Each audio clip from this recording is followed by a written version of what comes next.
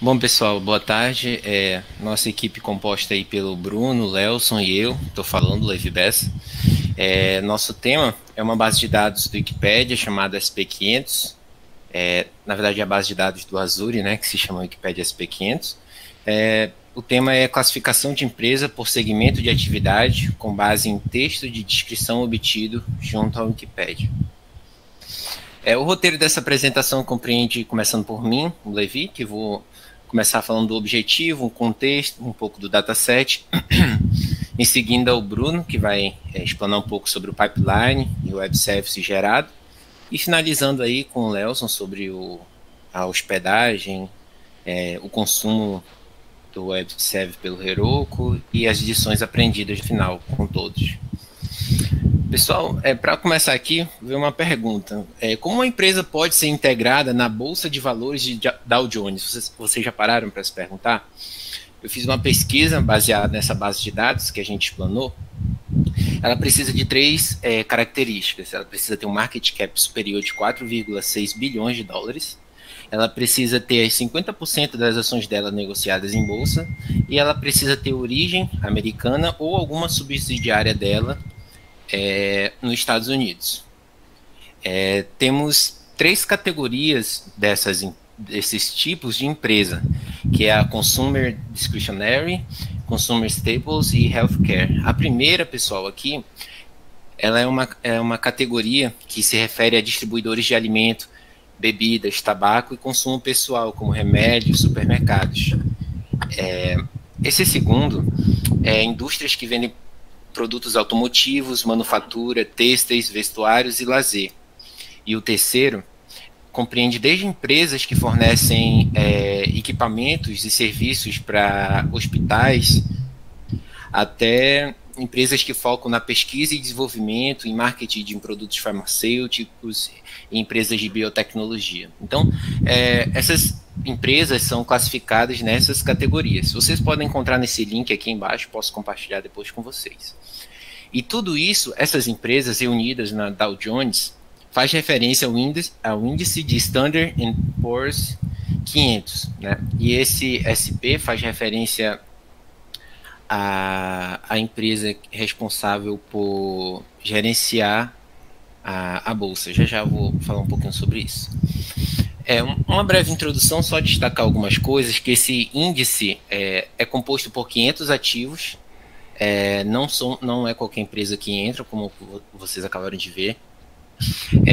São qualificados para adentrar, além dessas características que eu citei, a sua liquidez e representação de grupo industrial. Esse índice ele é um índice ponderado de valor de mercado, com o peso de cada ativo no índice proporcional ao seu peso de mercado. Então, cada um tem uma referência diferente de acordo com a liquidez e a influência que ele tem no mercado.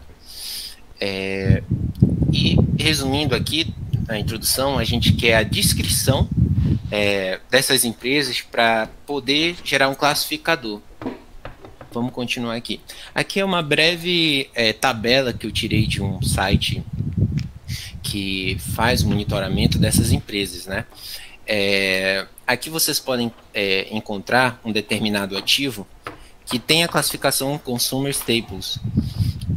Então ele tem ali o total de ativos acumulados. Isso são todas as informações necessárias para você comprar ou vender, fazer algum tipo de negócio na Dow Jones. Entendendo um pouquinho da nossa base de dados, essa base de dados consta no Azure e ele possui três atributos principais, que é o título, o nome da empresa, a categoria, são várias categorias, eu apenas destaquei três, e o texto, que é a descrição da empresa. Essa base de dados não tem 500 registros, tem apenas 466 registros. Em função de algumas empresas não possuírem essa descrição, então a gente filtrou apenas as que possuíam registros para o treino. O objetivo foi criar um classificador para prever a categoria de uma empresa, né? E a gente vai ver o print daqui a pouco, a gente passa a descrição dessa empresa e através de um classificador de árvore de decisão que nós utilizamos, ele classifica a que grupo pertence essa descrição da empresa, né? Então ele identifica a empresa através da descrição e classifica de acordo com essas categorias que eu exemplifiquei para vocês. Agora eu passo a palavra aqui para o Bruno. Boa tarde. Vai compartilhar, Bruno, ou tu vai continuar aqui? O Lelson ia compartilhar. Quem vai compartilhar sou eu. Ah, beleza. Então eu tiro? Pode. Isso, porque eu tô no 3G, aí tem que ser pela tranquilo. Máquina do Lelson. Vamos lá.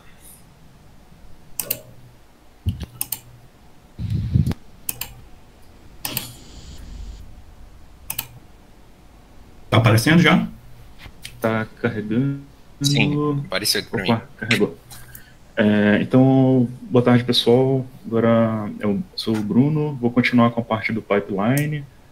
Se tu puder dar um zoom, Lelson, nessas primeiras caixinhas.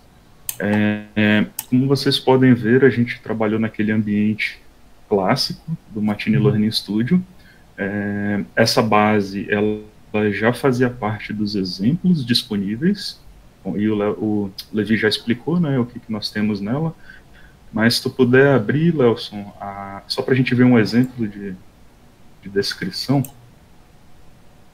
que é importante que está tudo em inglês, porque o nosso modelo, as técnicas de pré-processamento que a gente aplicou, elas vão funcionar somente para o idioma em inglês, tá?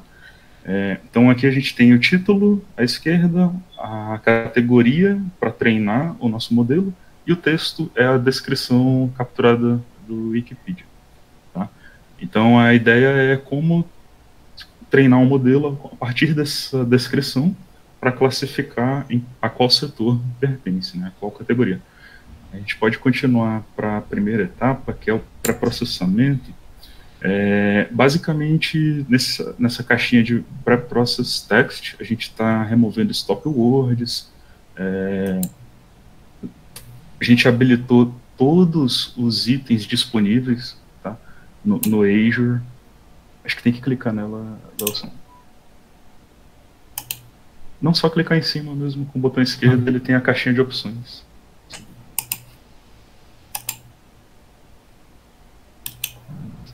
Aí, isso. Então a gente habilitou todos esses pré-processamentos, tá? A remoção de URLs, numerais, stop words e etc. Aí, a partir desse pré-processamento, a gente fez a separação entre treino e teste, né? E a gente começou com esse algoritmo de feature hashing, né?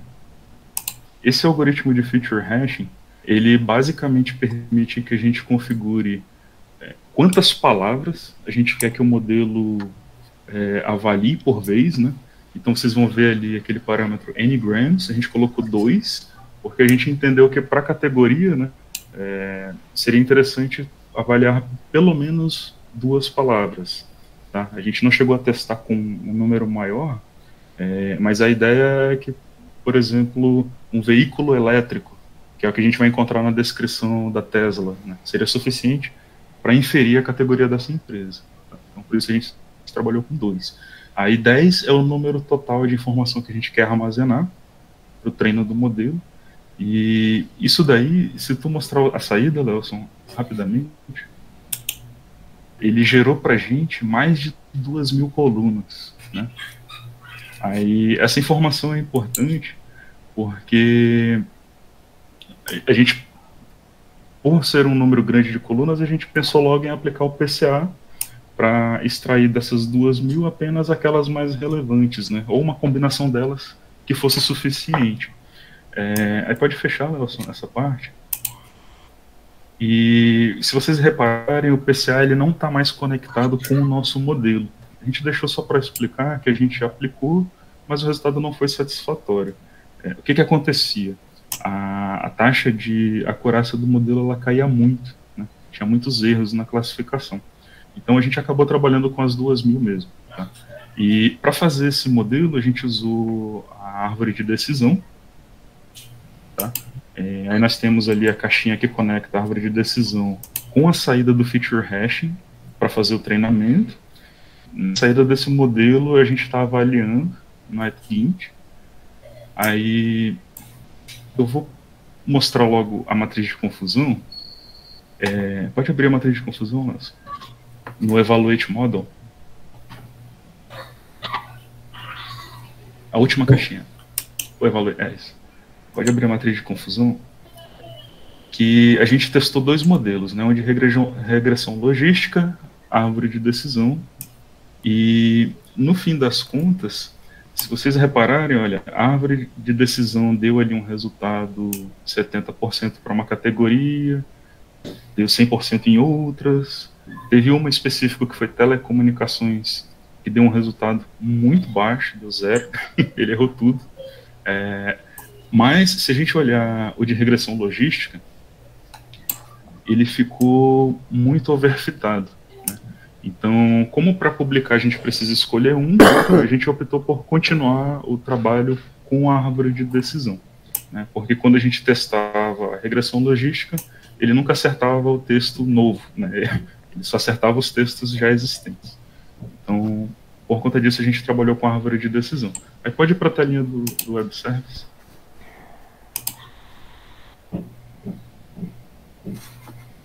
Aí, só para ilustrar, nós temos aqui o Web Service que foi publicado, né? A gente pode ver ali o link, né, com o nosso experimento que eu acabei de apresentar na esquerda, e o que entrou de novo? A caixinha da entrada e a caixinha da saída. Aí desce um pouquinho, Nelson. Aí antes de enviar para a saída, a gente está filtrando as colunas para retornar no serviço apenas o score, tá? Porque só seguindo o pipeline ele ficava com todas as colunas ao final. Então aquelas 2.000 colunas estavam presentes juntamente com o score. Então essa última etapa é para a gente filtrar e levar só o score para o resultado para a saída do Web Service. Aí a próxima parte seria já a aplicação, que o Lawson vai dar continuidade. Certo. Deixa eu ver aqui. A gente optou por fazer o trabalho... Vocês estão me ouvindo? Então, Sim, não. tá. Então a gente optou por fazer a apresentação no próprio Heroku, né? Então, com todo o seu ambiente. E o serviço que ficou colocado foi esse para descobrir a qual setor pertenceria a uma empresa cujo a descrição a gente cadastrasse aqui. Por exemplo, a gente pode ir lá na Wikipedia e pesquisar Tesla.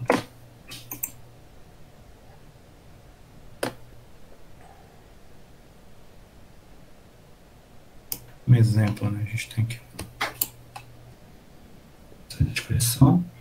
Podemos colocar a descrição dentro do nosso serviço. Esse serviço está consumindo o web service que foi gerado na etapa anterior que o Bruno apresentou.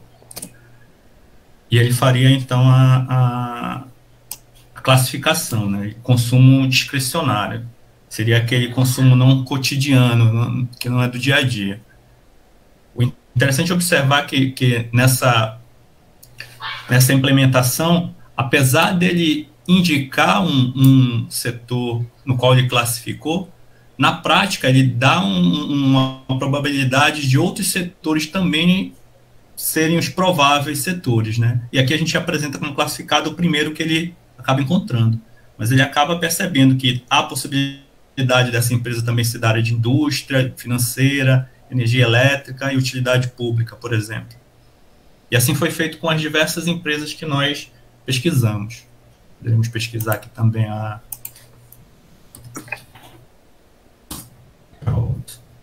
Posso falar? Por exemplo...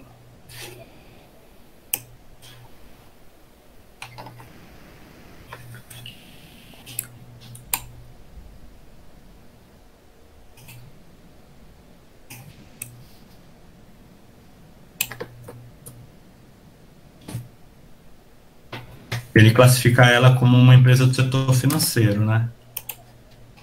É um banco, basicamente, né? Uma multinacional financeira.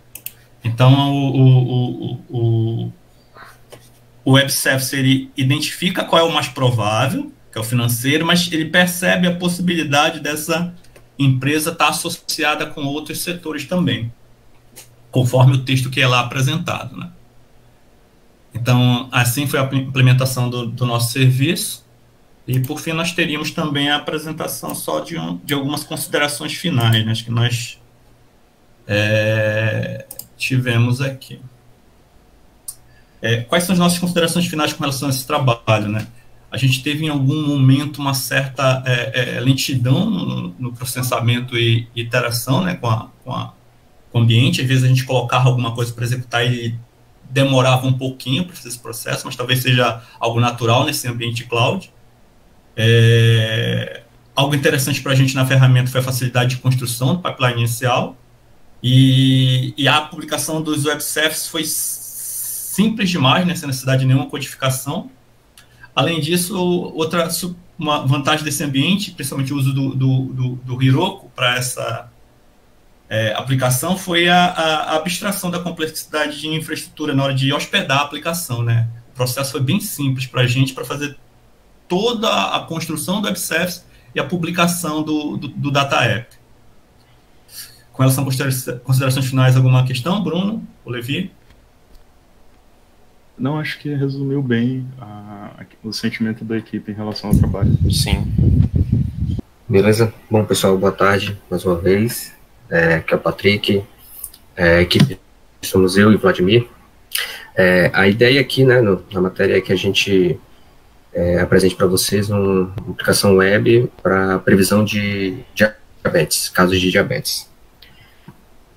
Pode passar, Vladimir, por favor. Beleza, a ideia aqui é que a gente fale um pouco sobre o problema, o objetivo a partir desse problema, fale um pouco sobre o dataset, apresente o pipeline de treinamento e teste que nós fizemos, um pouco do web service, apresente o data app, né, como ficou a interface, e tem algumas referências ao final, caso alguém se interesse. Fiquem aí as referências. Bom, galera, é o seguinte, a gente como cientista aqui já somos cientistas, né, quase cientistas, então a gente já abordou vários assuntos, né, e vários domínios onde a gente pode implementar, na área de finanças, enfim, na área de saúde, na área médica, né, que vai ser o nosso tema aqui. A ideia sempre de muitos modelos é que haja uma compreensão rápida do contexto geral da saúde do paciente, né, principalmente para que possa auxiliar médicos, enfermeiros, enfim, os profissionais de saúde no diagnóstico de doenças. A gente tem visto aí, né, principalmente essa época, a questão da Covid. Então, os registros médicos são necessários para a avaliação do paciente, principalmente antes, né, para fazer até um prognóstico de doenças, perdão. E sobre uma doença específica, que é que a gente vai tratar aqui, que é de diabetes, a ideia é, né, que essas informações possam auxiliar nas decisões clínicas sobre o atendimento ao paciente e, em última análise, né, melhorar os resultados desse atendimento. Pode passar abaixo. Beleza, então, a ideia é que nosso objetivo é, a partir de informações clínicas do paciente, né, do nosso dataset, implementar uma aplicação web que consuma um modelo preditivo relacionado ao diagnóstico de diabetes. Então, informar se, a partir daqueles dados, se o paciente ele tem ou não diabetes.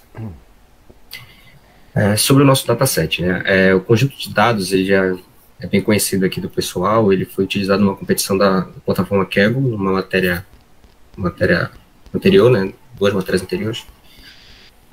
Então, já é de conhecimento da gente, que a gente já deu uma olhada nele. Ele possui, né, 117.141 registros e 180 atributos, sendo 179 preditores e a classe, que é o preditivo. Então, tem bastante atributos, né. Os tipos que nós encontramos nele foram string numérico, principalmente, tá?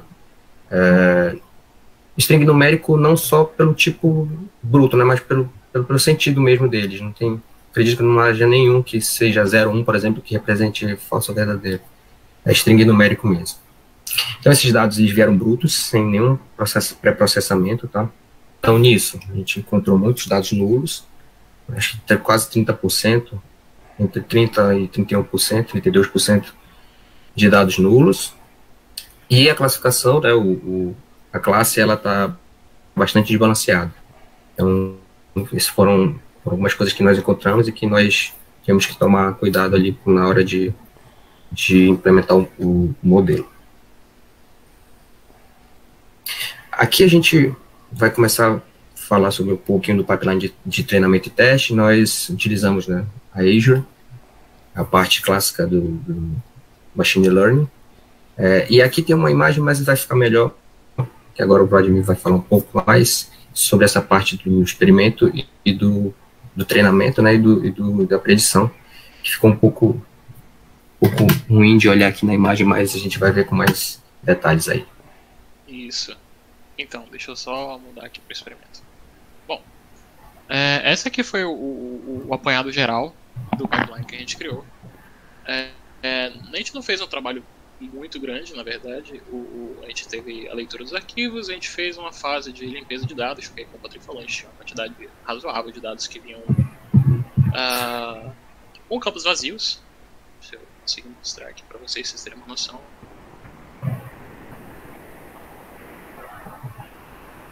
Ei, Vlad, desculpa rapidinho, teu microfone tá um pouco baixo, mano. Caramba, é um problema recorrente isso aqui. Melhorou? Isso. Beleza. Então, como vocês podem ver, a gente tem vários campos faltantes nos dados que a gente tem de entrada, e isso daqui é algo que tem que ser trabalhado. Então, a gente fez esse trabalho de limpeza, tratando primeiro dados faltantes numéricos, que a gente fez a substituição pela mediana dos dados. Depois a gente fez uma substituição pelos campos vazios de strings. E por fim a gente utiliza um script para fazer a substituição dos dados da seguinte forma. A gente tem muito dado categórico, então é importante que a gente transforme esses dados categóricos para um formato que os modelos consigam utilizar. Então esse script que a gente utilizou aqui no meio do caminho foi para trabalhar isso. Por fim, a gente faz uma normalização dos dados. Como tem certas colunas que têm dados muito discrepantes, de tipos diferentes, a gente faz uma normalização para poder fazer a etapa seguinte, que é fazer o nosso split. Foi o padrão de 75% para treino, 25% para teste. E depois disso, a gente treinou 5 modelos diferentes, para a gente ter uma noção do qual seria o que se comportaria melhor para essa predição. Então a gente treinou uma Boosted Decision Tree de 2 classes, uma Decision Forest de 2 classes, uma regressão logística de 2 classes, uma rede neural de 2 classes, que é um Perceptron, e uma SVM de 2 classes. Nesse treinamento, comparando os dados, o que a gente percebeu foi que o melhor resultado obtido foi o da Boosted Decision Tree, que foi o que a gente utilizou no modelo preditivo de fato. E esse aqui é o nosso modelo preditivo da forma como ele fica na exibição dele. Então aqui a gente tem o nosso input, que vai ser recebido da nossa aplicação web, vai passar por todas as etapas de pré-processamento de dados que a gente trabalhou anteriormente, e no final vai nos dar um resultado que isso daqui vai ser passado de volta para a nossa aplicação web. Um ponto importante salientar aqui, e que isso daqui reflete na nossa aplicação, é que a gente está utilizando todos os campos da base de dados. Por que a gente está utilizando todos os dados da nossa base, ao invés de selecionar um grupo específico? A gente, na verdade, chegou a fazer experimentos em que a gente fazia uma seleção, então a gente usou o K-Best para poder procurar quais seriam os melhores atributos da nossa base. E a gente fez diversos experimentos tentando ver dos 179 atributos, quais seriam o conjunto que nos trariam o melhor resultado. Acabou que o que a gente descobriu com essa análise foi que o melhor resultado sempre vinha quando a gente utilizava a base por inteiro.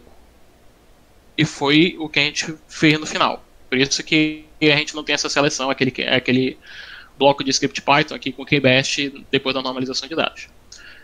Então, a gente, com o nosso pipeline completo, a gente começou a trabalhar na aplicação que a gente subiu no Heroku. E vocês podem ver aqui na interface, tipo, a gente tem uma questão da aplicação, as alterações que a gente fez. Eu vou passar rapidinho aqui deixa eu mostrar primeiro o código. Diferente do exemplo que a gente viu na apresentação anterior, que era um campo de texto, ou uma entrada como a gente viu nas aulas, que a gente tinha vários campos que seriam preenchidos manualmente, como a gente está trabalhando com entradas que tem 179 atributos, o que a gente decidiu fazer foi, a gente faz um input de um arquivo CSV, contendo todas essas informações que a gente precisa, e esse input é passado para o nosso sistema. Então, por exemplo, eu vou pegar um exemplo da nossa aplicação.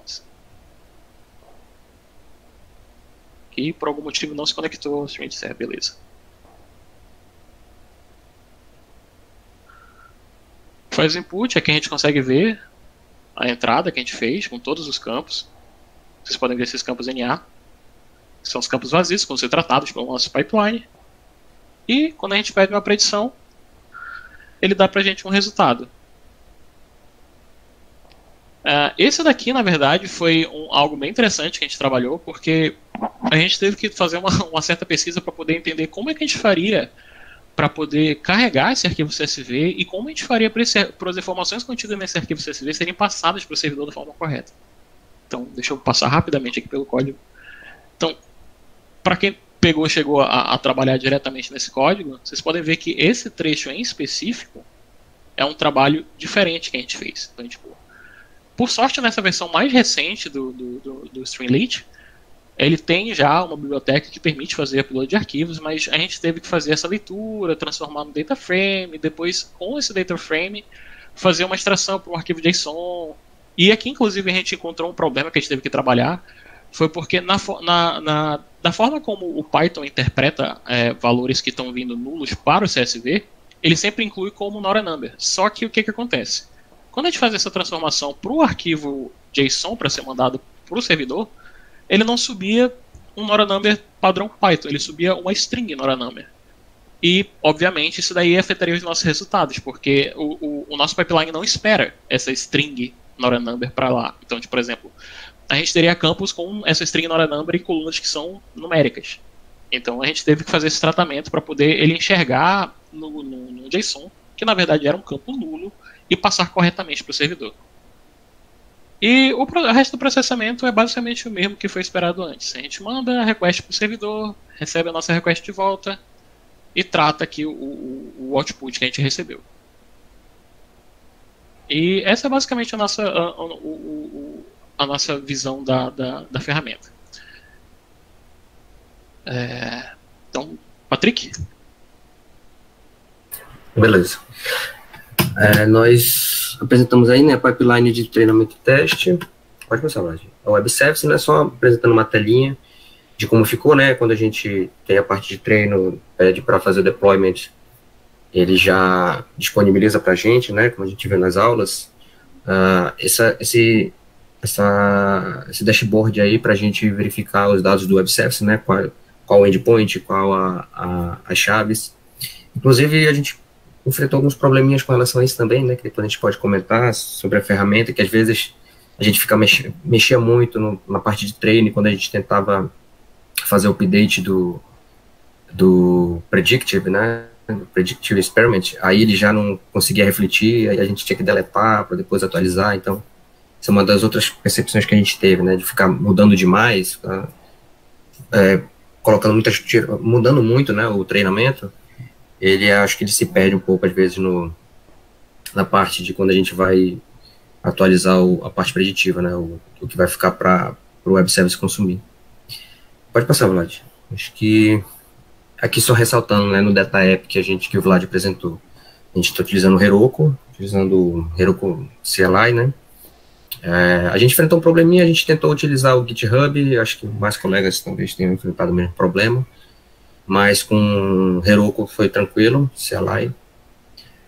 E a gente está utilizando, né, conforme o professor apresentou essa ferramenta para a gente, muito, muito legal essa ferramenta, inclusive o Streamlit. E aí, eu acredito que para esses testes rápidos ou para apresentações rápidas, poxa, maravilhoso, poucas linhas a gente já consegue disponibilizar rapidamente. Pode passar, acho que só as referências, e aí, se alguém tiver interesse, legal, quiser conversar depois, a gente se baseou principalmente, né, nos materiais passados pelo professor. Tem a competição do Kaggle, né, que o pessoal a gente já fez. Também tem referência sobre Streamlit, que é uma referência boa para passar, né, adiante. Mas, no geral, essa foi a nossa experiência com a plataforma e a nossa aplicação.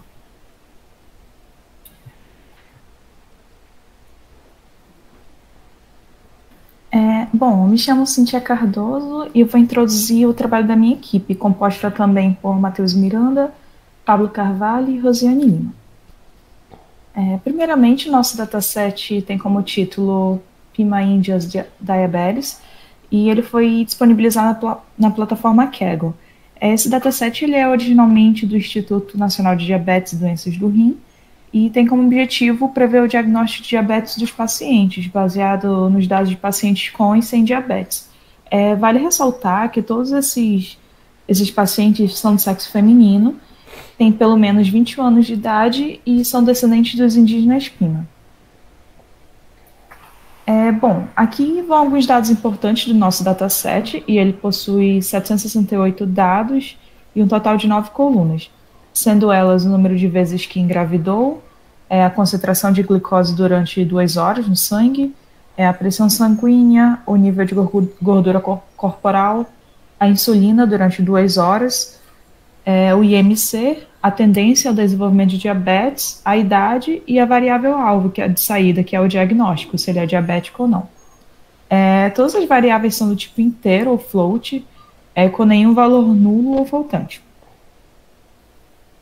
Bom, aqui alguns dados estatísticos, como a média dos dados, desvio padrão, valor mínimo, os percentis e o valor máximo, os quartis e o valor máximo.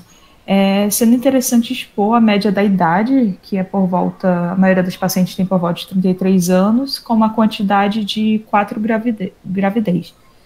O que é possível relacionar também com a diabetes gerada pela gestação, né, a diabetes gestacional. E agora a Rosiane dará continuidade à apresentação. Boa tarde a todos. Pode passar, Cíntia. Bom, análise gráfica, né, da matriz de correlação, a gente pode observar, né, que existe uma correlação forte entre as grávidas, né, e a variável idade, né, uma correlação positiva e também uma correlação negativa entre a idade e a idade e a espessura da pele. Pode passar, Cíntia. Também na análise do histograma, né?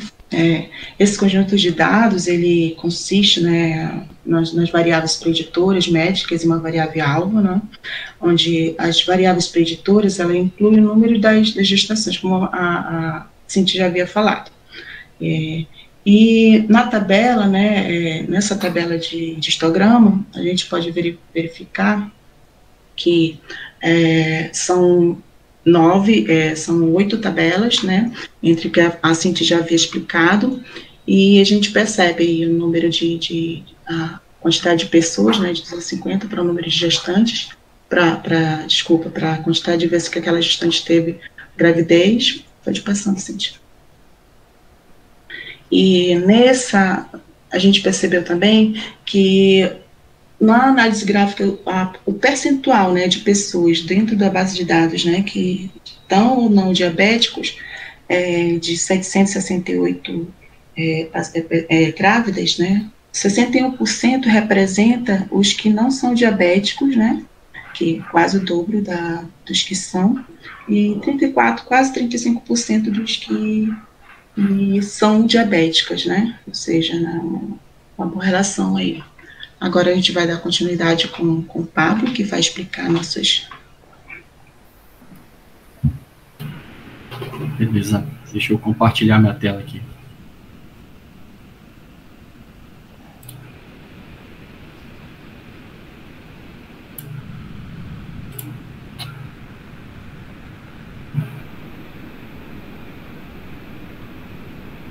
Vocês estão vendo minha tela? Sim. Beleza. Então, bom, boa tarde, pessoal. Dando continuidade ao nosso trabalho, como já falado inicialmente, né, esse dataset o dataset utilizado para a criação do nosso Data App, ele consiste em prever diagnosticamente se o paciente ele tem ou não diabetes através de algumas medidas de diagnose, né, incluídas nesse conjunto.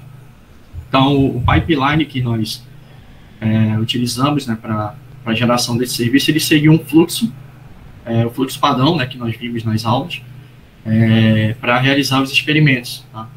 Nós realizamos diversos experimentos com alguns modelos de machine learning para efeito de comparação de resultados. E aí nós optamos só por demonstrar nesse pipeline o modelo que apresentou a melhor solução para esse nosso problema, que no caso foi o modelo adotado de a floresta de decisão de duas classes. Tá? Então,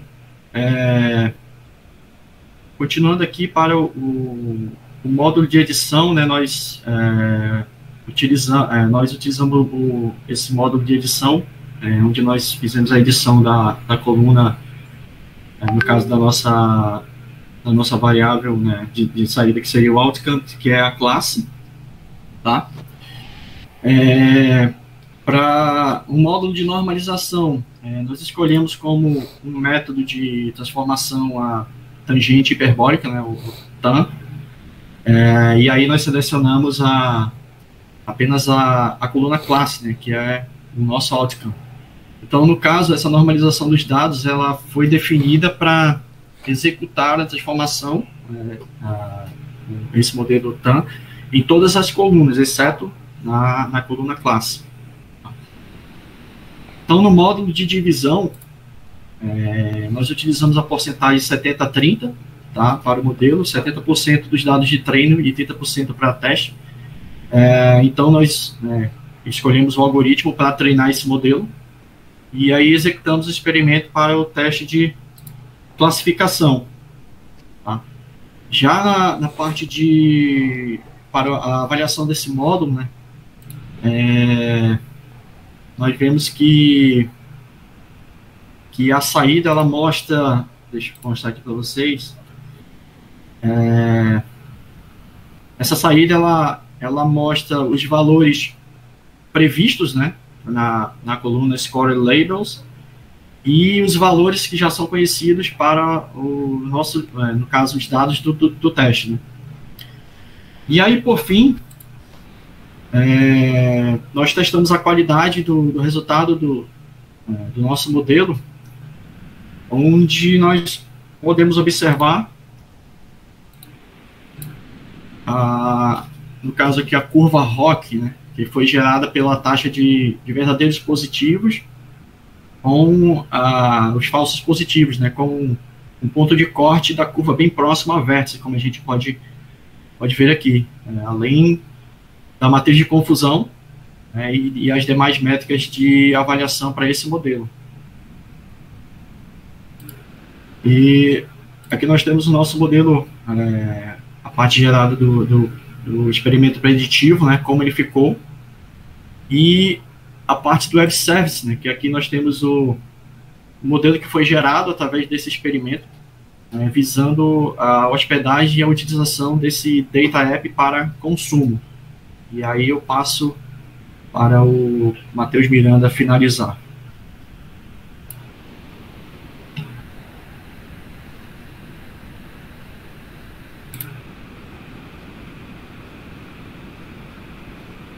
Boa tarde, pessoal. Dando continuidade, juntando toda a análise feita pela Cíntia e pela Rose, mais a aplicação web do Pablo, foi construído uma aplicação web, certo? Onde nós disponibilizamos esse modelo construído pelo Azure Machine Learning para predições de novos dados, certo? Essa aplicação foi feita no Streamlit e foi hospedado no Heroku. Aqui podemos ver uma pequena introdução sobre o nosso dataset, né, e algumas configurações no nosso menu. Ok, isso aqui só mostra mesmo o nosso dataset que nós estamos utilizando. E logo mais plotamos alguns gráficos, o scatterplot e o histograma. Aqui podemos escolher, vamos dizer assim, os dados, os eixos e tudo mais dos nossos histogramas e ver a distribuição deles para saber a correlação, as correlações e tudo mais. Assim como nos gráficos de histograma. Nós podemos selecionar um dado e inserir o número de barras ou de bins, na verdade. Ok. Para a predição, nós utilizamos que se utiliza do WebService disponibilizado pelo Pablo. Nós imputamos os nossos valores aqui nessa barra lateral. São vários valores, tudo mais. E clicamos em... Só terminar aqui de carregar. E clicamos em realizar a previsão. Então, por exemplo, esse paciente possui diabetes. E a certeza é de 1%. Eu acho que não 1% não, gente. Eu acho que você decide multiplicar por 100. Mas... é só isso. É a quarta equipe e a terceira aplicação para a área de saúde, né? Então aqui a gente também tem uma proposta para a área. No caso, nós estamos prevendo o ataque cardíaco utilizando um conjunto de dados, uma base de dados. Então essa é a nossa temática para o projeto. O contexto do problema chamou a atenção, né, do nosso grupo, a quantidade que esse fato ocorre, né? Estamos aí em quase 18 milhões de mortes ao ano no mundo, de acordo com a Organização Mundial de Saúde. Qualquer solução ou ferramenta que puder estar ajudando, colaborando neste caso, é muito bem-vinda para a área, assim como de outras doenças, né? Essa daqui é uma que se destaca. Passo 2, identificar quais as condições que estão propícias, né, para o nosso problema, para o ataque do coração, o ataque cardíaco. Também são features que o nosso dataset levanta, né? São várias features e nós temos as principais, que elas podem ocasionar e gerar condições para que ocorra. E a terceira, ele visa também fazer um alerta para o risco de vida, né? Conforme também outras equipes mencionaram, aplicações como essa auxiliam diagnósticos, auxiliam no tratamento também, e aqui a gente fez uma aplicação, de acordo com o nosso estudo de Machine Learning, prever, né, qual seria o cenário do ataque cardíaco. O objetivo, prever a possibilidade de ataque cardíaco através de um conjunto de 14 informações, né, que nós utilizamos para treinar nosso modelo. O método, treinar um modelo de dados utilizando técnicas de Machine Learning, utilizando a nossa disciplina, fazendo o Cloud Computing. Conjunto de dados. A plataforma nós utilizamos também do Kaggle, plataforma de competição. Tem muita coisa sendo discutida sobre esse tema por lá. E também a gente tem uma referência da UCI, né, que é o nosso repositório master, né, que deu origem aos dados, ao conjunto de dados do Kaggle. Inicialmente foi postado lá na UCI. A gente tem um dataset mais extenso, são um dataset que possui um maior número de features, e a gente tratou isso daí, muitas pessoas também trataram esse conjunto de features, reduzindo para 14, que no caso, o Kaggle trabalha com 14 features. Detalhando um pouco mais o nosso conjunto de dados, o banco originário, ele possui 76 atributos. Todos os experimentos que estão publicados, também, eles não tratam essa quantidade. Então, é um subconjunto deles, são 14 features que estão listadas aqui. né? Algumas características do nosso dataset. Não é um dataset muito extenso, talvez isso daí também possa até contribuir, né, com a nossa acurácia, o desempenho do nosso modelo, mas são 303 instâncias, onde 75 são features originais da base UCI e 14 features extraídas para o nosso treinamento. O tipo do nosso problema é uma classificação, né? É determinar se a pessoa ela tende ou não a ter um ataque cardíaco. Um review geral do nosso projeto, temos o dataset, né? Dataset originário do Kangol. Vamos fazer um pipeline, utilizando o algoritmo especificado, que a gente já vai detalhar com mais detalhes, mas vai ficar aqui para a próxima pessoa que vai falar, o nosso web service, que foi construído de acordo com a disciplina ministrada no Azure Machine Learning. A gente vai também falar sobre a aplicação de consumo do web service e como foi feito o nosso deploy na ferramenta do Hero. A nossa equipe, Cássio, eu, Tilmara, Edson, Paulo, e o Edson ele vai prosseguir.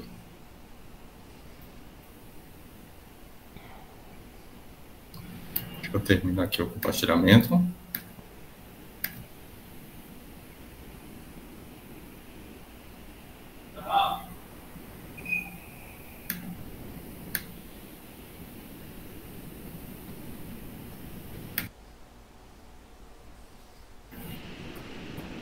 Vocês estão ouvindo o Edson?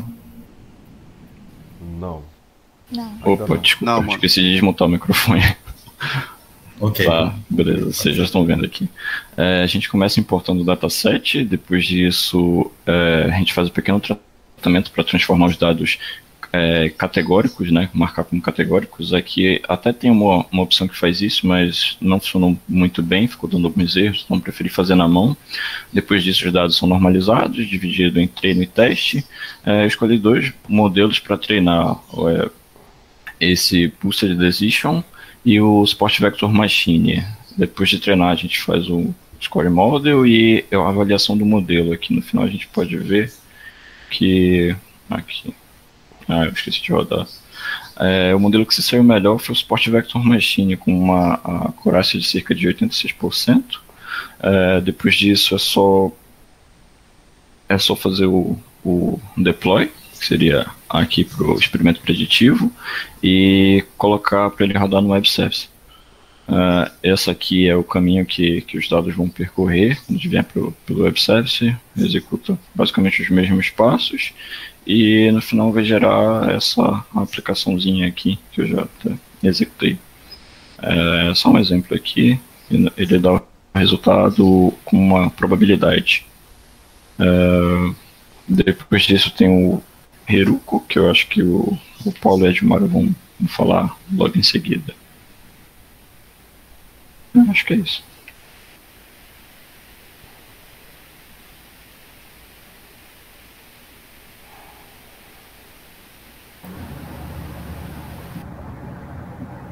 Boa tarde, pessoal. Estão vendo minha tela? Sim. Sim. Só para apresentar, né, a hospedagem da aplicação, nós criamos um app aqui no Hero. E aí realizamos o deploy, né, através do Hero Clean, utilizando o Git. E esse foi o nosso resultado, né. Temos aqui os campos que vêm lá do dataset.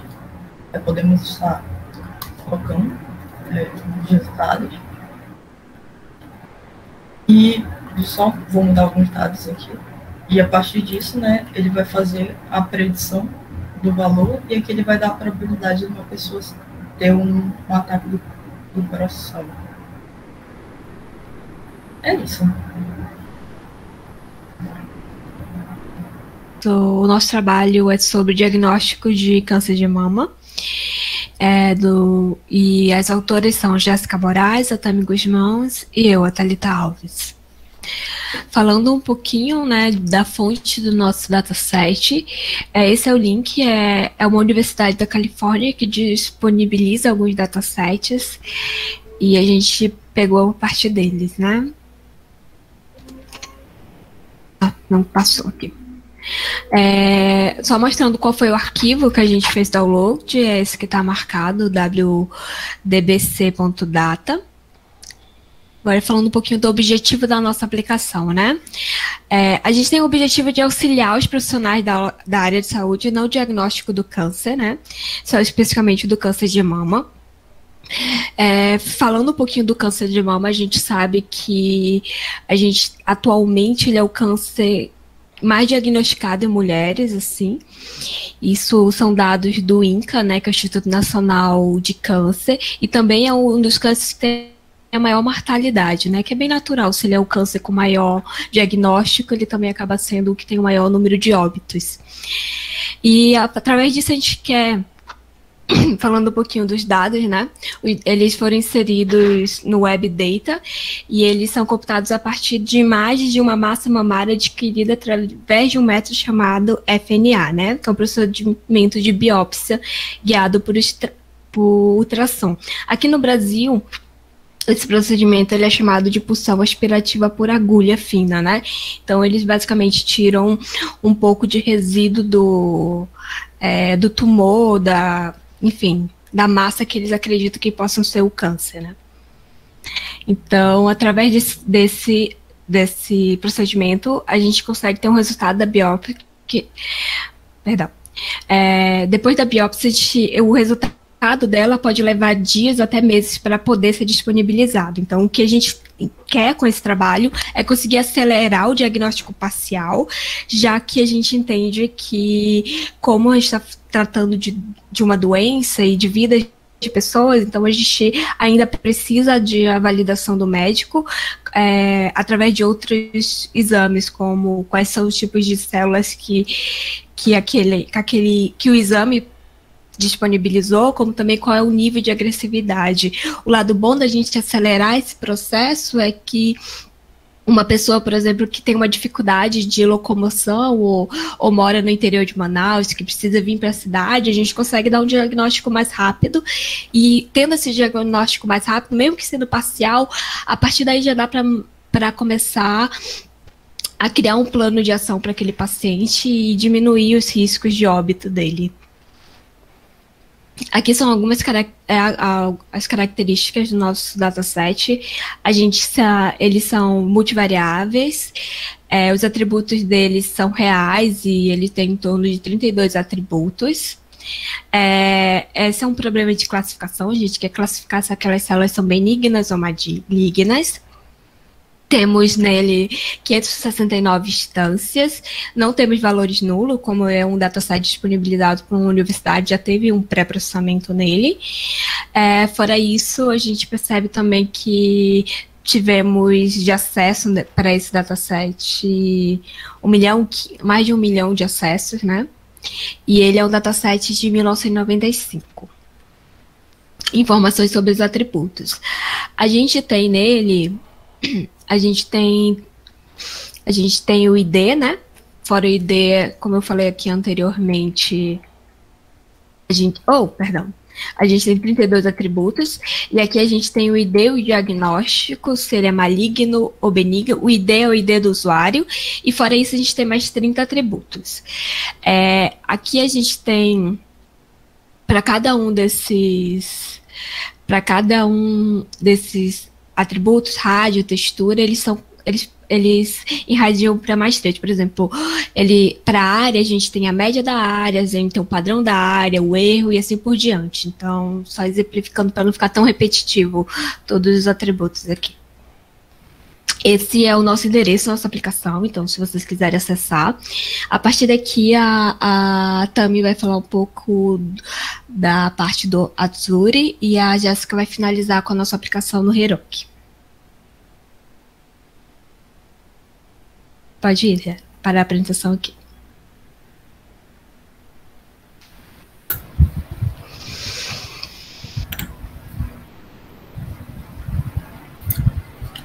Vocês estão vendo a tela aqui do projeto, gente? Só pedindo confirmação. Sim. Sim. Beleza. Ok, vamos começar primeiro com um experimento de treinamento. Depois de termos carregado o dataset que a gente conseguiu lá na UCI, nós retiramos logo a primeira coluna, que é a referente ao ID, e logo em seguida a gente foi ajeitando as demais colunas.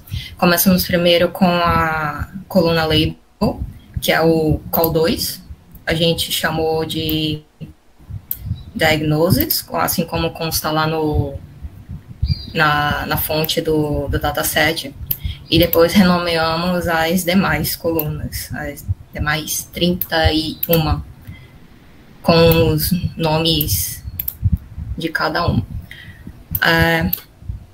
Após isso, nós modificamos os valores das classes. Antes, a gente tinha só B e M como classes possíveis em diagnosis. Aí a gente mudou para B para benigno e M para maligno, os termos em inglês, para ficar mais fácil de entender lá na interface do usuário. Aplicamos esse módulo aqui de remoção de linhas duplicadas, mas a gente constatou que não tem linhas duplicadas. E depois nós filtramos o dataset para a gente conseguir as melhores features. A gente fez isso aplicando essa correlação de Pearson e setamos aqui o número desejado de features como 15, porém a gente verificou aqui que são exatamente 15 features que têm correlação igual ou maior que 0,5. Então, caiu bem essa seleção. Antes de aplicarmos o split data, a gente verificou que o nosso dataset está desbalanceado. Temos mais, se não me engano, benignos do que malignos. Sim, é isso mesmo. E aplicamos o Smolt. Deixamos os valores padrões aqui, né, os Smolt de 100%. E aplicamos depois o split data com test size de 30%. Utilizamos esse modelo aqui de árvore de decisão, porém, nós, antes de decidirmos que seria a árvore de decisão, nós testamos com vários outros. Por exemplo, nesse árvore de decisão, perceptron, redes neurais, regressão logística e SVM. E acabou que a árvore de decisão era o que previa melhor. Certo. Acho que aqui já foi. Ao gerar o experimento preditivo, claro, ele incluiu os... Deixa eu dar um zoom aqui. Esse módulo de Web Service Input e o Output lá no final. E ele retirou o Evaluate Model. Porém, uma coisa que nós observamos é que após esse módulo de execução de script em Python, ele tinha deixado tanto a remoção de dados de linhas duplicadas quanto o Smolt, sendo que o Smolt ele consta já na documentação que ele não pode permanecer no experimento preditivo. Então, nós retiramos tanto a remoção de linhas duplicadas quanto o Smolt. E assim, aqui selecionamos, antes de enviar o output para o web service, selecionamos apenas aquelas 15 colunas. Perdão, só o scored labels e o scored probabilities. E com o web service criado, nós conseguimos testar verificar que eles estavam enviando de fato esses dois itens que nós queríamos. Agora a Jéssica vai mostrar para vocês o nosso aplicativo rodando no Heroku.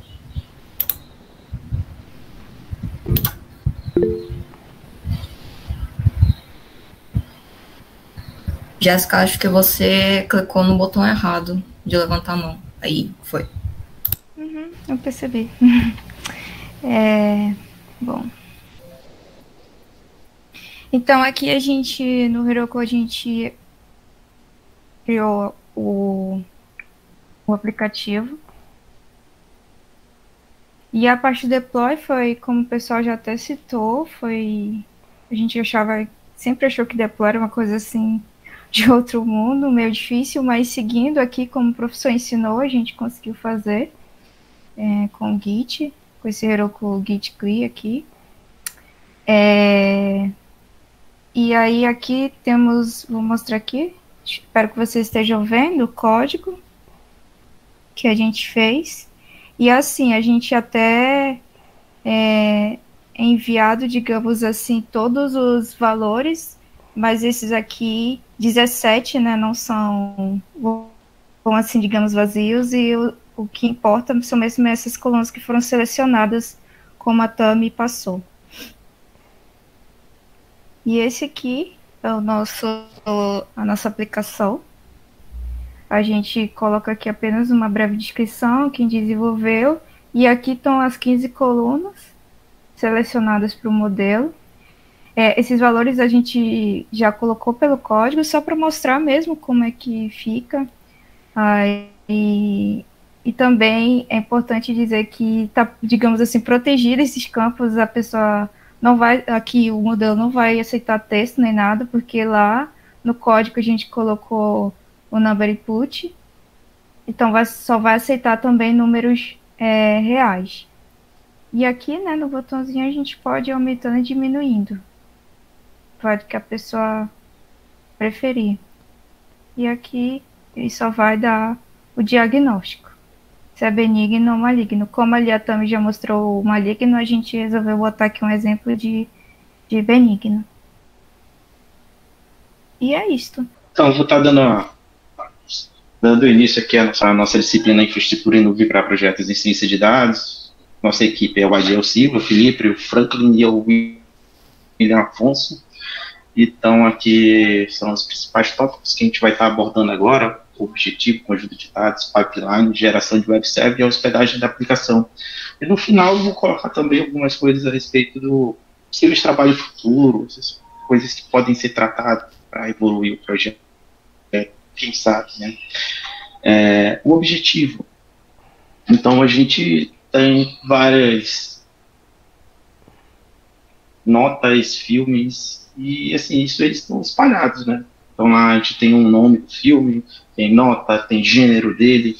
Então, a gente fez alguns processamentos baseados em gêneros. Conforme vai evoluindo o projeto, vocês vão estar trabalhando aí. E está trabalhando não. Então, vão estar vendo o trabalho que a gente teve e o resultado que ficou bem legal para a gente, né? Então, vamos lá. O conjunto de dados. Esse conjunto de dados eu retirei lá do Grupo Lens, né? Então, vou colocar aqui rapidinho, o Grupo Lens aqui é um site que tem vários datasets. Eu não cheguei a estar trabalhando com outros, mas provavelmente ele deve ter dataset em outras aplicações também. Então, o sistema de recomendação de filme, a gente tem o primeiro aqui, né? Que ele disponibiliza para educação e o desenvolvimento, que é um dataset relativamente pequeno, apesar dos números serem bem grandes. Esse pequeno aqui e um outro aqui que seria bem maior, de 25 MB aqui, então já é um sistema tem milhões de informações, mas a gente ficou pelo tamanho, né, pela velocidade de processamento, essa coisa toda, a gente acabou adotando esse dataset de baixo aqui do MoveLens. Então, vamos voltar aqui para apresentar. Então, aqui, o que a gente se concentrou muito foi em dois CSV, né, que é o Movies com 9.742 linhas, né, sem dados faltantes, e uma coluna específica para gênero, né. Então, eu tenho uma coluna, mas assim, essa coluna pode ter vários gêneros em si, como nessa primeira linha da apresentação. E essa parte de baixo já é um outro CSV, que é a parte lá dos ratings, né, que é a avaliação. Essa avaliação varia de 0 a 5, né, em escala de 0,5, né. E aqui já vai para a pipeline de modelo de avaliação. Eu vou estar mudando aqui e o nosso próximo colega vai estar dando prosseguimento à apresentação do trabalho. Ok, gente, boa tarde. Se vocês tiverem alguma dificuldade para me ouvir, vocês me comunicam que eu estou com um pouquinho de travamento aqui na minha apresentação. Mas vamos continuar. A gente fez um tratamento nos nossos dados. Os nossos dados, a gente gostaria de... O nosso objetivo era recomendar filmes com base no gênero. E a gente precisou, para isso, agrupar os filmes por similaridade. Então, anteriormente, em aplicar lá no Machine Learning Studio, a gente fez um tratamento de dados no Python mesmo e gerou rótulos, agrupando os filmes por similaridade, né? Então, a primeira coisa que a gente fez, a gente colocou a nota média também para que a gente pudesse usar esse atributo também no nosso agrupamento. A gente removeu o título, nós aplicamos um tratamento de one-hot encode no gênero dos filmes e, por último, nós normalizamos a nota da média. Aqui nesse exemplo a gente não está mostrando normalização, mas em seguida a gente fez isso também. Pode passar, William. Depois de fazer o tratamento nos dados, a gente aplicou o K-means para fazer a geração de grupos. Volta um pouquinho, William. A gente usou o método da silhueta para verificar que K seria um K ideal, né, um K que a gente tivesse um bom balanceamento ali de dados dentro de cada grupo e que não ficasse tão pequeno o grupo que a gente não pudesse dar pelo menos 5 sugestões. A gente chegou a esse número de 265, tinha um bom valor de silhueta e tinha uma quantidade razoável em cada grupo, né, e ficou mais ou menos balanceado também os grupos do nosso dataset. Pode passar.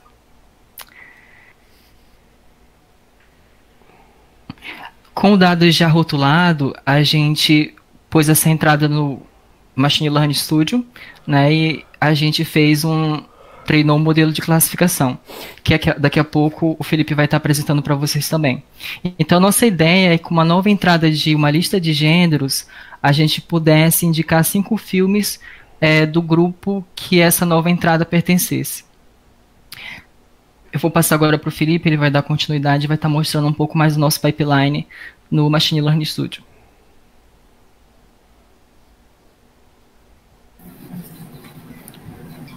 Posso? Não, eu vou apresentar aqui, William. Pode fechar aqui, que eu vou apresentar o código.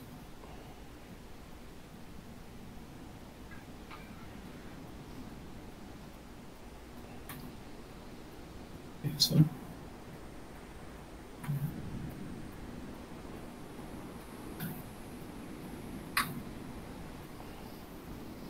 Então, pessoal, essa aqui é a nossa estrutura do nosso fluxograma do nosso modelo. Aqui já vamos pegar o nosso modelo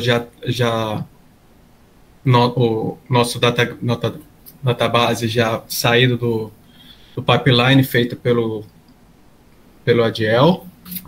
Nós normalizamos as colunas de notas para ficar entre 0 e 1.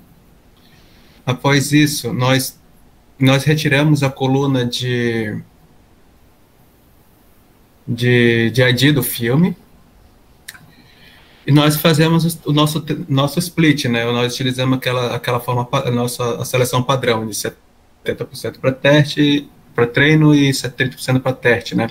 O nosso modelo que a gente pensou em utilizar e utilizamos foi de multiclass, né? O de Decision Forest, de multiclass. Nós treinamos o modelo e fizemos o padrão para avaliar o resultado. Qual a finalidade desse modelo aqui? Para dado os gêneros descritos pelo cliente, ele retornasse as sugestões dos 5 filmes. Então, a entrada deste modelo aqui seria a saída do nosso pipeline com gêneros embutidos no dataset. Então, nosso modelo ele vai buscar, a partir dos gêneros escolhidos, os 5 filmes de sugestões para o cliente. Aqui nós podemos ver o nosso nossa avaliação do nosso modelo, com as 265 classes, nós tivemos um resultado bem quase ótimo, né? Só que quando a classe é 5 aqui, que ele já dá um resultado mais 50%, mas dos demais o resultado é quase ok. Fizeram ver que é muita coluna. Então foi esse o nosso modelo aqui da Zurich que nós fizemos, e nós vamos apresentar agora como foi feito o nosso deploy no Heroku. Esqueci o nome, desculpa. No Heroku, obrigado. Heroku, se você puder fechar sua tela para eu compartilhar. Boa tarde, pessoal. Franklin na voz agora. Eu até passei perfume para ficar cheiroso aqui para apresentação. Beleza. Seguimos o mesmo padrão que todos os colegas utilizaram, né? Que foi utilizar o Heroku, né? E aqui eu botei o link do app, né? E do GitHub, né? Porque eu fiz um modo diferente, né? Basicamente, eu vou mostrar para vocês o que eu apliquei, né? Vocês todos eu vi que utilizaram para fazer o deploy, utilizando o Heroku CLI, né? Como eu sou mais preguiçoso, eu criei um diretório no GitHub, associei o GitHub, desculpa, criei um diretório no GitHub, e aqui embaixo, toda atualização, todo commit feito no GitHub, ele já faz o deploy automático para mim, para eu não precisar tá fazendo o deploy. E aqui dá até para ver que com as modificações, as brincadeiras, as alterações, a gente vemos 50 versões, né, de aplicação, que altera aqui e manda pro Heroku, altera. E o nosso produto final ficou assim: uma Web Moves Recommendation com algumas instruçõezinhas e apenas alguns checkbox com os gêneros de filme, né? Vamos dizer aqui, ação, uma animação e um drama. Tudo a ver. E aí, recomendar filmes. O que acontece? Baseado em todo o pipeline, todo o tratamento, ele recomenda pra gente os 5 filmes, né? E, infelizmente, a gente não conseguiu fazer a tradução dos filmes, né? Por serem bastantes, né? Então, basicamente é isso. Aí, e o que acontece se eu não alterar animação, ação e drama e clicar de novo? Ele vai gerar novos resultados para que não fique preso a sempre os mesmos resultados, né? Ele busca entre um range dos que tiveram a nota média 50% para cima. Então, aí nisso ele busca transmitir para a gente, né? Passar o resultado. E basicamente esse é o fechamento do nosso trabalho, e o William ele vai fazer mais algumas observações e eu vou compartilhar aqui a tela da nossa apresentação para que ele possa dar continuidade.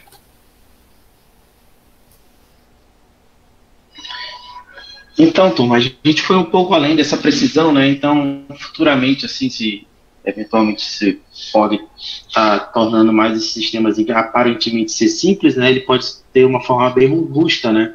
Então, dessa forma, seria começar a tratar, vamos usar para esse primeiro tópico, né? Que é a diversidade. Os usuários tendem a ficar mais satisfeitos, por exemplo, quando há maior diversidade dentro da lista. Aí tem a persistência da recomendação, né? Em algumas situações, a maior eficácia mostra a recomendação, permite que os usuários reavaliem os vídeos da amostra, né? Os outros usuários podem ignorar os vídeos quando eles são exibidos pela primeira vez. Vamos dar continuidade em relação, tipo, a essa parte demográfica, né? Vamos imaginar, tipo, um Netflix, de repente, uma região lá da Europa, sei lá, do Oriente, eles tendem a ter um sistema de recomendação mais views para um determinado nicho, né, para uma determinada categoria, E o último item aqui é em relação à confiança, né? Em relação a esse sistema de recomendação, tem um pouco valor para o usuário se o usuário não confia no sistema. A confiança pode ser construída pelo sistema de recomendação, explicando como ele gera as recomendações e o que recomenda cada item. Então, eu achei interessante colocar no final esses itens. Então, se vocês tiverem alguma pergunta, alguma observação, ou se alguém da equipe tem alguma coisa a complementar, deixo aberto. Professor, o tempo já estourou? Sim, já estourou. Mas... então, não, por favor, sem observações. Por favor, pode falar. Beleza. Foi interessante que quando a gente começou o projeto, a pessoa teria que adicionar o seu ID, né?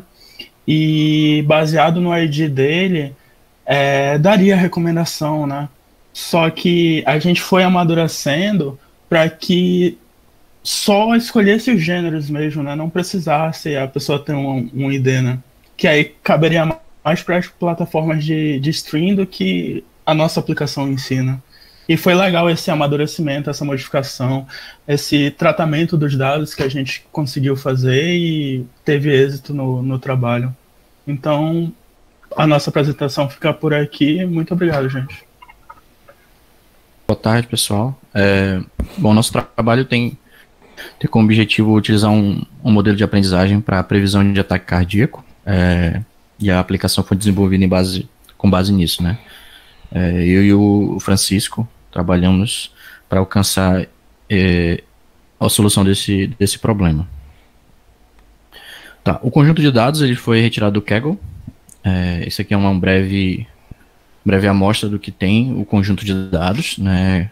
São poucos registros, né? Mas é um conjunto de dados bastante utilizado na plataforma, né? Para comentar um pouco do que tem nos dados, informa a idade, o sexo, o tipo de dor no tórax, né? São esses tipos aí do 0 ao 3. Tem a informação também sobre a pressão arterial em repouso, colesterol, nível de glicose, né? Sendo um campo binário, alcançando mais de 120 miligramas é verdadeiro, caso contrário, falso. Resultados eletrocardiográficos, frequência cardíaca máxima, angina induzida. Angina é a dor torácica, né? Ou seja, se induziu alguma dor por exercício. Tem informação também da depressão da onda eletrocardiográfica, inclinação do segmento ST e quando fazendo exercício, número de vasos principais, se tem alguma doença, se tem a doença no sangue, né? Esse distúrbio sanguíneo, e a nossa variável alvo, que é o output, vai dizer se tem mais ou menos chance de ter um ataque cardíaco. Aqui as informações, todos os valores estão preenchidos, né, na tabela. Então, um breve resumo do que a gente tem e quais os tipos que a gente tem de dados, de atributos. A distribuição pela idade, a gente vê que está uma distribuição, grande presença entre as pessoas entre 50 e 60 anos. Então, essa é a distribuição em relação à idade e à quantidade de pessoas, né? Só mover isso aqui para cá, aqui. Distribuição pelo sexo, mais pessoas do sexo masculino do que do sexo feminino. Em relação a ter mais ou menos chance de ter um ataque cardíaco, a gente vê que nesse registro que a gente tem nesse conjunto de dados, entre os homens há homens com menos chance e as mulheres com mais chance entre elas, né? Outra informação sobre o nível de glicose, né? Baixa e alta em relação ao que tem menos ou mais chance, só para fazer um comparativo.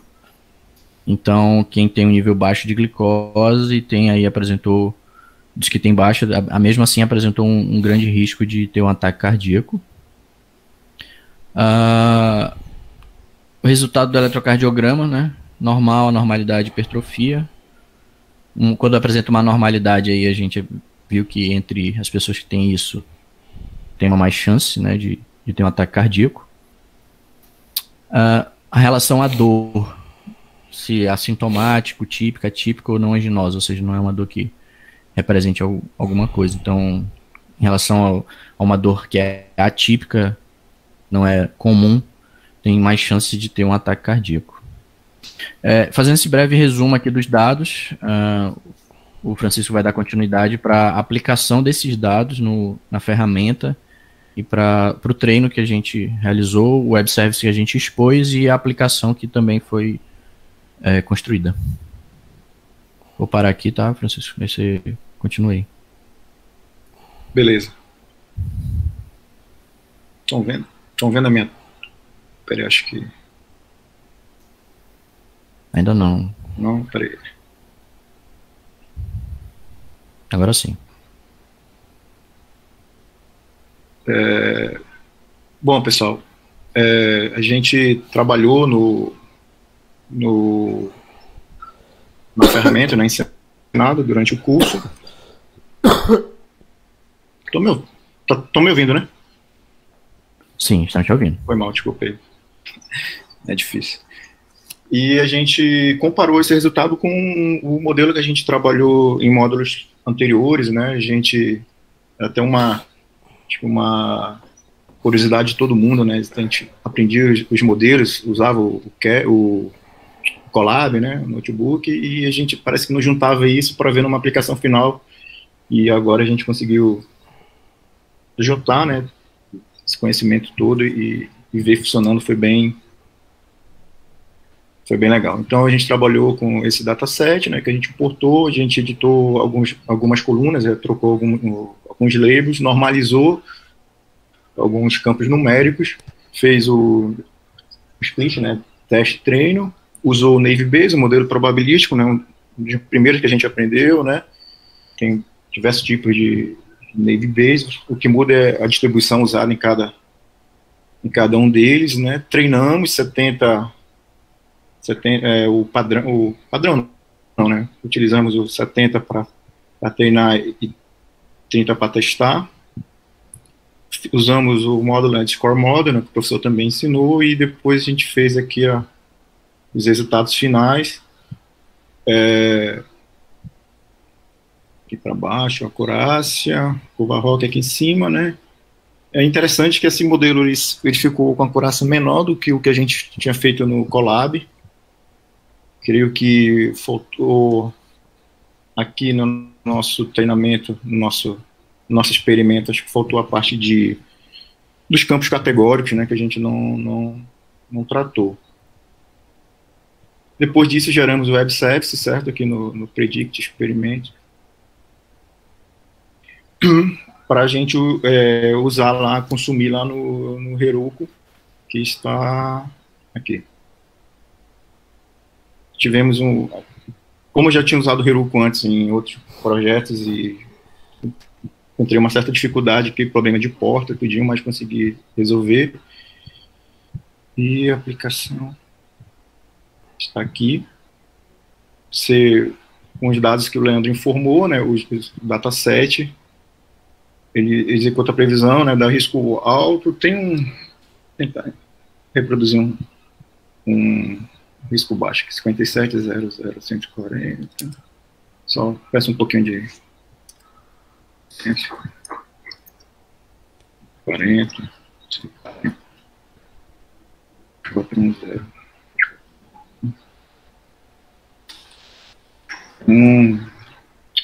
0,